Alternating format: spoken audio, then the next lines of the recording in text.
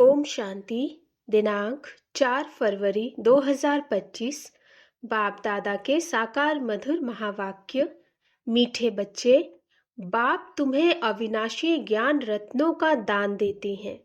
तुम फिर औरों को दान देते रहो। इसी दान से सद्गति हो जाएगी।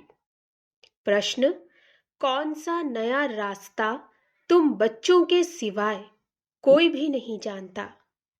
उत्तर: घर का रास्ता व स्वर्ग जाने का रास्ता अभी बाप द्वारा तुम्हें मिला है। तुम जानते हो शांति धाम हम आत्माओं का घर है। स्वर्ग अलग है, शांति धाम अलग है। यह नया रास्ता सिवाय तुम्हारे और कोई भी नहीं जानता। तुम कहते हो अब कुंभकर्ण की नींद छोड़ो, आंख खोलो, पावन बनो। पावन बनकर ही घर जा सकेंगे। गीत जाग सजनिया जाग। ओम शांति। भगवान उवाच: यह तो बाप ने समझाया है कि मनुष्य को व देवताओं को भगवान नहीं कहा जाता, क्योंकि इनका साकारी रूप है। बाकी परमपिता परमात्मा का ना आकारी न साकारी रूप है, इसलिए उनको शिव परमात्माय नमः कहा जाता है। ज्ञान का सागर वह एक ही है। कोई मनुष्य में ज्ञान हो नहीं सकता। किसका ज्ञान? रचता और रचना के आदि मध्य अंत का ज्ञान, अथवा आत्मा और परमात्मा का यह ज्ञान कोई में नहीं। तो बाप आकर जगाते हैं, हे सजनिया, हे भक्तियां, जागो। सभी मेल अथवा फीमेल भक्तियां हैं, भगवान को याद करते हैं। सभी ब्राइड्स याद करती हैं एक ब्राइड ग्रूम को। सभी आशिक आत्माएं परमपिता परमात्मा माशूक को याद करती हैं। सभी सीताएं हैं, राम एक परमपिता परमात्मा है। राम अक्षर क्यों कहते हैं? रावण राज्य है ना, तो उसकी भेंट में राम राज्य कहा जाता है। राम है बाप, जिसको ईश्वर भी कहते हैं, भगवान भी कहते हैं।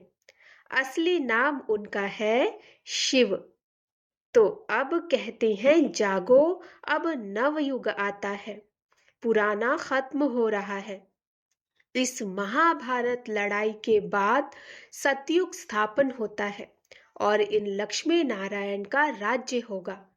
पुराना कलयुग खत्म हो रहा, इसलिए बाप कहते हैं बच्चे, कुंभकर्ण की नींद छोड़ो, अब आंख खोलो। नई दुनिया आती है। नई दुनिया को स्वर्ग सतयुग कहा जाता है। यह है नया रास्ता। यह घर व स्वर्ग में जाने का रास्ता कोई भी जानते नहीं। स्वर्ग अलग है, शांति धाम जहां आत्माएं रहती हैं वह अलग है। अब बाप कहते हैं जागो, तुम रावण राज्य में पतित हो गए हो। इस समय एक भी पवित्र आत्मा नहीं हो सकती। पुण्य आत्मा नहीं कहेंगे। भल मनुष्य दान पुण्य करते हैं, परंतु पवित्र आत्मा तो एक भी नहीं है। यहाँ कलयुग में है पतित आत्माएं, सतयुग में है पावन आत्माएं। इसीलिए कहते हैं हे शिव बाबा, आकर हमको पावन आत्मा बनाओ। यह पवित्रता की बात है। इस समय बाप आकर तुम बच्चों को अविनाशी ज्ञान रत्नों का दान देते हैं। कहते हैं तुम भी औरों को दान देते रहो, तो 5 विकारों का ग्रहण छूट जाए। 5 विकारों का दान दो तो दुख का ग्रहण छूट जाए। पवित्र बन सुख धाम में चले जाएंगे। 5 विकारों में नंबर 1 है काम। उसको छोड़ पवित्र बनो। खुद भी कहते हैं हे पतित पावन, हमको पावन बनाओ। पतित विकारी को कहा जाता। यह सुख और दुख का खेल भी भारत के लिए ही है। बाप भारत में ही आकर साधारण तन में प्रवेश करते हैं। फिर इनकी भी बायोग्राफी सुनाते हैं। यह है सब ब्राह्मण ब्राह्मणियां, प्रजापिता ब्रह्मा की औलाद। तुम सबको पवित्र बनने की युक्ति बताते हो। ब्रह्मा कुमार और कुमारियां, तुम विकार में जा नहीं सकते हो। तुम ब्राह्मणों का यह एक ही जन्म है। देवता वर्ण में तुम 20 जन्म लेते हो। वैश्य शूद्र वर्ण में 63 जन्म। ब्राह्मण वर्ण का यह एक अंतिम जन्म है जिसमें ही पवित्र बनना है। ब्राह्मण वर्ण का यह एक ही अंतिम जन्म है जिसमें ही पवित्र बनना है। बाप कहते हैं पवित्र बनो। बाप की याद अथवा योग बल से विकर्म भस्म होंगे। यह एक जन्म पवित्र बनना है। सतयुग में तो कोई पतित होता नहीं। अभी यह अंतिम जन्म पावन बनेंगे तो 21 जन्म पावन रहेंगे। पावन थे, अब पतित बने हो। पतित हैं तब तो बुलाते हैं। पतित किसने बनाया है? रावण की आसुरी मत ने। सिवाय मेरे तुम बच्चों को रावण राज्य से, दुख से कोई भी लिबरेट कर नहीं सकते। सभी कामचिता पर बैठ भस्म हो पड़े हैं। मुझे आकर ज्ञान चिता पर बिठाना पड़ता है। ज्ञान जल डालना पड़ता है। सबकी सद्गति करनी पड़े। जो अच्छी रीति पढ़ाई पढ़ते हैं उनकी ही सद्गति होती है। जो अच्छी रीति पढ़ाई पढ़ते हैं उनकी ही सद्गति होती है। बाकी सब चले जाते हैं शांति धाम में। सतयुग में सिर्फ देवी देवताएं हैं, उनको ही सद्गति मिली हुई है। बाकी सबको गति अथवा मुक्ति मिलती है। 5000 वर्ष पहले इन देवी देवताओं का राज्य था। लाखों वर्ष की बात है नहीं। अब बाप कहते हैं मीठे मीठे बच्चों, मुझ बाप को याद करो। मन मना भव अक्षर तो प्रसिद्ध है। भगवान उवाच, कोई भी देहधारी को भगवान नहीं कहा जाता। आत्माएं तो एक शरीर छोड़ दूसरा लेती हैं। कभी स्त्री कभी पुरुष बनती हैं।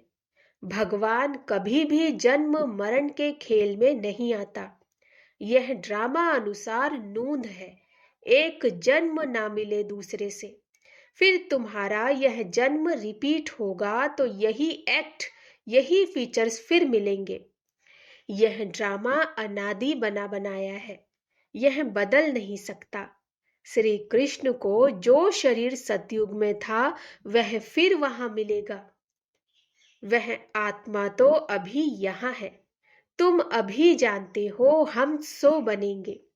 यह लक्ष्मी नारायण के फीचर्स एक्यूरेट नहीं है। बनेंगे फिर भी वही। यह बातें नया कोई समझ न सके।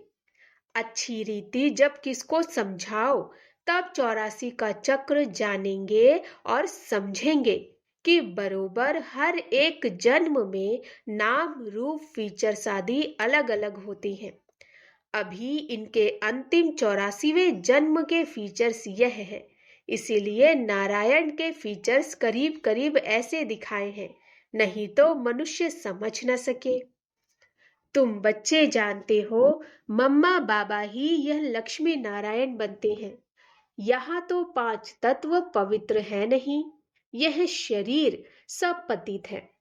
सतयुग में शरीर भी पवित्र होते हैं। श्री कृष्ण को मोस्ट ब्यूटीफुल कहते हैं। नेचुरल ब्यूटी होती है। यहाँ विलायत में भल गोरे मनुष्य हैं, परंतु उनको देवता थोड़े ही कहेंगे। दैवी गुण तो नहीं है ना। तो बाप कितना अच्छी रीति बैठ समझाते हैं। यह है ऊंचते ऊंच पढ़ाई, जिससे तुम्हारी कितनी ऊंच कमाई होती है।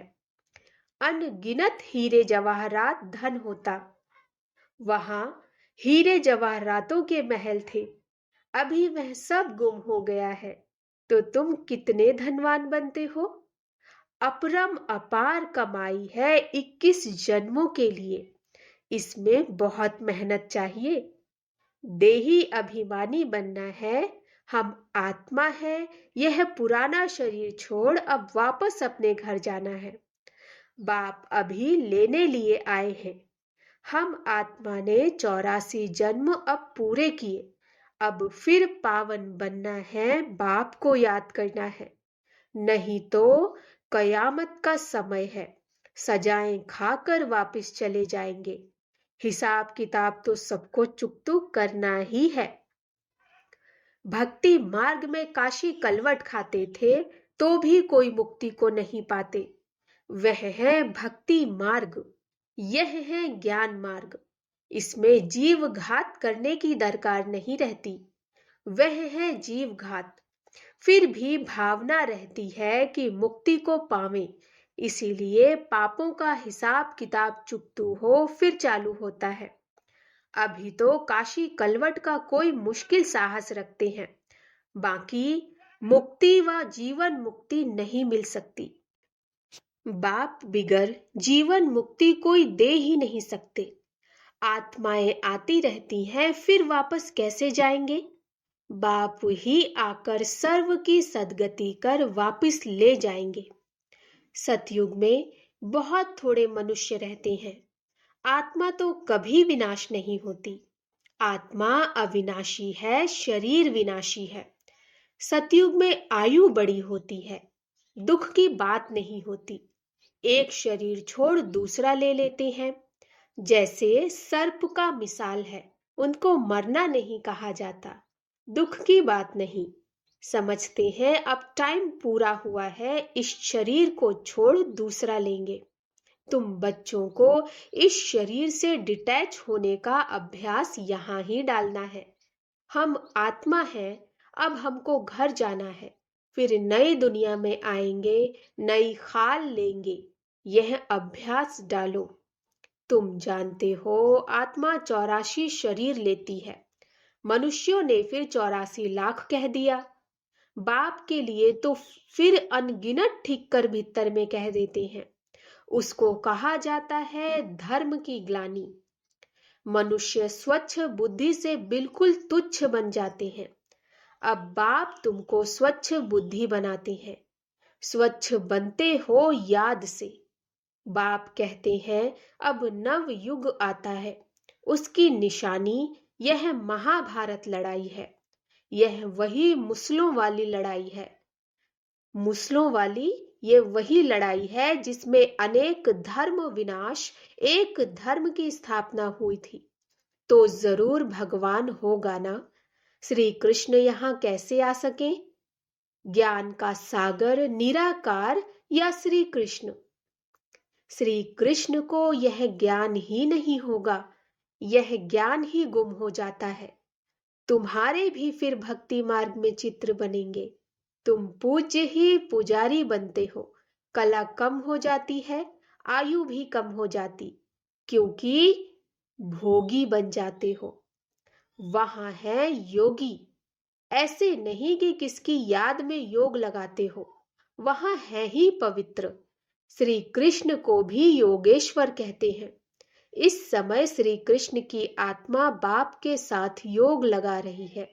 श्री कृष्ण की आत्मा इस समय योगेश्वर है। सतयुग में योगेश्वर नहीं कहेंगे। सतयुग में योगेश्वर नहीं कहेंगे, इस समय है। वहां तो प्रिंस बनती है। तो तुम्हारी पिछाड़ी में ऐसी अवस्था रहनी चाहिए जो सिवाय बाप के और कोई शरीर की याद न रहे। शरीर से और पुरानी दुनिया से ममत्व मिट जाए। सन्यासी रहते तो पुरानी दुनिया में हैं, परंतु घर बार से ममत्व मिटा देते हैं। ब्रह्म को ईश्वर समझ उससे योग लगाते हैं। अपने को ब्रह्म ज्ञानी तत्व ज्ञानी कहते हैं। समझते हैं हम ब्रह्म में लीन हो जाएंगे। बाप कहते हैं यह सब रॉन्ग है, राइट तो मैं हूं। मुझे ही ट्रुथ कहा जाता है, अर्थात सत्य कहा जाता है। तो बाप समझाते हैं याद की यात्रा बड़ी पक्की चाहिए। ज्ञान तो बड़ा सहज है, देही अभिमानी बनने में ही मेहनत है। बाप कहते हैं किसकी भी देह याद न आए, यह है भूतों की याद। भूत पूजा। मैं तो अशरीरी हूँ, तुमको याद करना है मुझे। इन आंखों से देखते हुए बुद्धि से बाप को याद करो। बाप के डायरेक्शन पर चलो तो धर्म राज की सजाओं से छूट जाएंगे। पावन बनेंगे तो सजाएं खत्म हो जाएंगी। बड़ी भारी मंजिल है।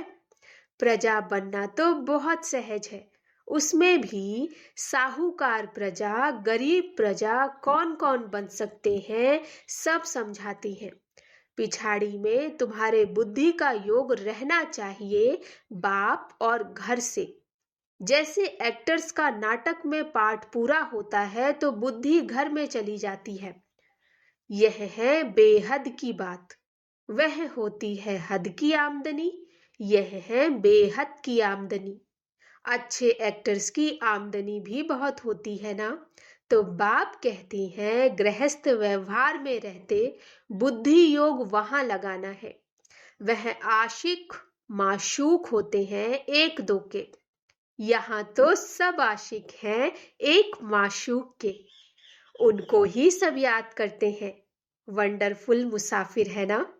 इस समय आए हैं सब दुखों से छुड़ाकर सदगति में ले जाने लिए। उनको कहा जाता है सच्चा सच्चा माशूक। वह एक दो के शरीर पर आशिक होते हैं, विकार की बात नहीं। उनको कहेंगे देह अभिमान का योग। वह भूतों की याद हो गई, अर्थात शरीरों की। मनुष्य को याद करना माना पांच भूतों को, प्रकृति को याद करना। बाप कहते हैं प्रकृति को भूल मुझे याद करो, अर्थात शरीर को भूल मुझे याद करो। मेहनत है ना।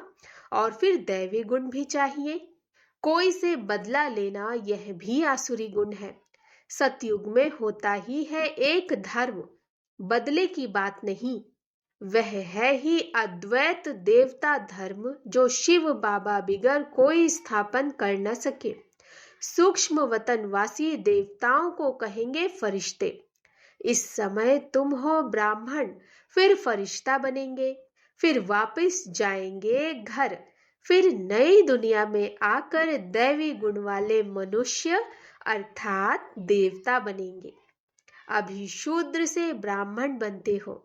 प्रजापिता ब्रह्मा का बच्चा ना बने तो वर्षा कैसे लेंगे। यह प्रजापिता ब्रह्मा और मम्मा, वह फिर लक्ष्मी नारायण बनते हैं।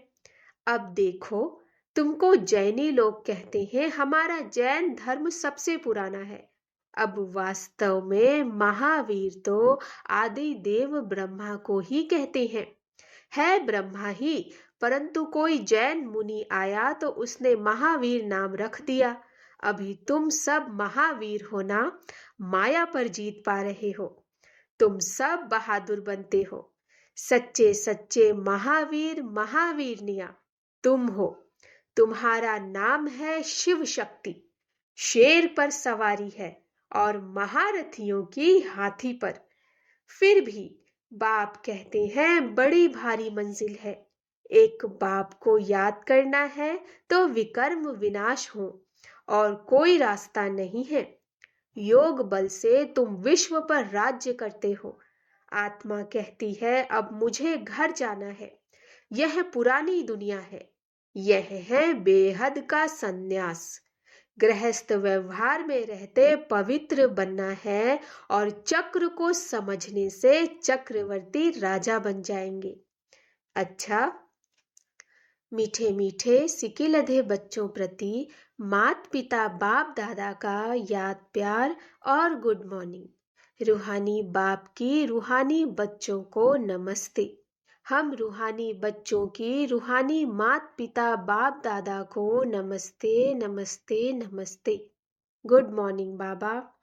धारणा के लिए मुख्य सार, धर्म राज की सजाओं से बचने के लिए किसी भी देह को याद नहीं करना है। इन आंखों से सब कुछ देखते हुए एक बाप को याद करना है। अशरीरी बनने का अभ्यास करना है, पावन बनना है। दूसरा, मुक्ति और जीवन मुक्ति का रास्ता सबको बताना है। अब नाटक पूरा हुआ, घर जाना है। इस स्मृति से बेहद की आमदनी जमा करनी है। वरदान, 1 सेकंड की बाजी से सारे कल्प की तकदीर बनाने वाले श्रेष्ठ तकदीरवान भव। 1 सेकंड की बाजी से सारे कल्प की तकदीर बनाने वाले श्रेष्ठ तकदीरवान भव। इस संगम के समय को वरदान मिला है। जो चाहे, जैसा चाहे, जितना चाहे उतना भाग्य बना सकते हैं, क्योंकि भाग्य विधाता बाप ने तकदीर बनाने की चाबी बच्चों के हाथ में दी है। लास्ट वाला भी फास्ट जाकर फर्स्ट आ सकता है। सिर्फ सेवाओं के विस्तार में स्वयं की स्थिति सेकंड में सार स्वरूप बनाने का अभ्यास करो। सिर्फ सेवाओं के विस्तार में स्वयं की स्थिति सेकंड में सार स्वरूप बनाने का अभ्यास करो। अभी अभी डायरेक्शन मिले, 1 सेकंड में मास्टर बीज हो जाओ, तो टाइम न लगे। इस 1 सेकंड की बाजी से सारे कल्प की तकदीर बना सकते हैं। स्लोगन, डबल सेवा द्वारा पावरफुल वायुमंडल बनाओ तो प्रकृति दासी बन जाएगी। डबल सेवा द्वारा पावरफुल वायुमंडल बनाओ तो प्रकृति दासी बन जाएगी। अव्यक्त इशारे, एकांत प्रिय बनो, एकता और एकाग्रता को अपनाओ। अनेक वृक्षों की डालियां अब एक ही चंदन का वृक्ष हो गया। लोग कहते हैं 2-4 माताएं भी एक साथ इकट्ठी नहीं रह सकती, और अभी माताएं सारे विश्व में एकता स्थापन करने के निमित्त हैं। माताओं ने ही भिन्नता में एकता लाई है।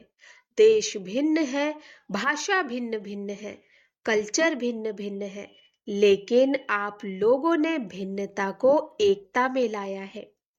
अच्छा, ओम शांति।